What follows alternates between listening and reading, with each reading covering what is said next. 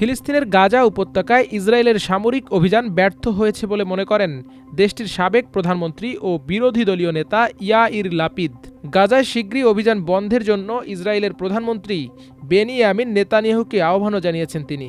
এমন খবর প্রকাশ করেছে বার্তা সংস্থা আনাদোলু। বৃহস্পতিবার সামাজিক যোগাযোগ মাধ্যম এক্সে এক পোস্টে লাপিদ বলেন, গাজায় আমরা যা করছি তা আর কাজ করছে না। এই যুদ্ধ একটি অচল অবস্থা তৈরি করেছে এবং এখন সময় এসেছে গাজায় সামরিক অভিযান থামানোর। যখন কোনো কৌশল ব্যর্থ হয় তখন তা পরিত্যাগ করতে হয়। 2023 সালের 7 অক্টোবর ইসরায়েলের ভূখণ্ডে ঢুকে অতর্কিত হামলা চালায় গাজা উপত্যকা নিয়ন্ত্রণকারী সশস্ত্র রাজনৈতিক গোষ্ঠী হামাসের যোদ্ধারা। এলোপাতাড়ি গুলি চালিয়ে 1200 জনকে হত্যার পাশাপাশি 251 জনকে জিম্মি করে নিয়ে যায়।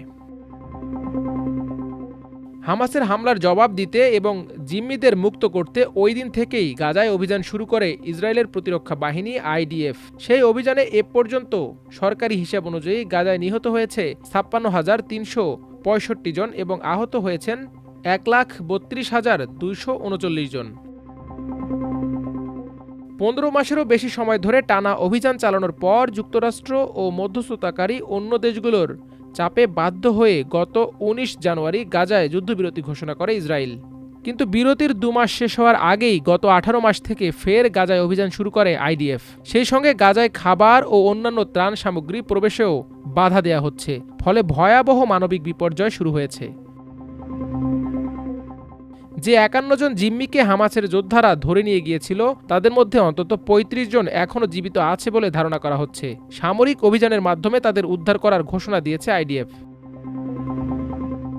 জাতিসংঘ ও আন্তর্জাতিক সম্প্রদায় এ পর্যন্ত বেশ কয়েকবার গাজায় সামরিক অভিযান বন্ধের জন্য ইসরায়েলের প্রধানমন্ত্রী বেনিয়ামিন নেতানিয়াহুকে আহ্বান জানিয়েছে। ইতোমধ্যে জাতিসংঘের আদালত নামে পরিচিত ইন্টারন্যাশনাল কোর্ট অব জাস্টিসে ইসরায়েলের বিরুদ্ধে গণহত্যার মামলাও দায়ের করা হয়েছে। এই যুদ্ধের শুরু থেকেই মধ্যস্থতার ভূমিকায় আছে যুক্তরাষ্ট্র, মিশর ও কাতার। কয়েক মাস আগে তেল আবিব এবং হামাস উভয় পক্ষকে যুদ্ধবিরতি সংক্রান্ত একটি প্রস্তাব দিয়েছিল মধ্যস্থতাকারীরা, কিন্তু কোনো পক্ষই এ পর্যন্ত এই ইস্যুতে ইতিবাচক সাড়া দেয়নি। গাজায় ধ্বংসযজ্ঞ চালানোর পরিবর্তে সেখানে আটক ইসরায়েলি জিম্মিদের উদ্ধারে বেশি মনোযোগ দেওয়া উচিত উল্লেখ করে এক্স পোস্টে ইয়াইর লাপিদ বলেন, আমাদের নাগরিকরা এখনও গাজায় জিম্মি হয়ে আছে। তাদের উদ্ধারের ব্যাপারটি এখনও অনিশ্চিত। এই যুদ্ধ থেকে আমরা আর কি পাবো তা আসলে কেউ বুঝতে পারছে না।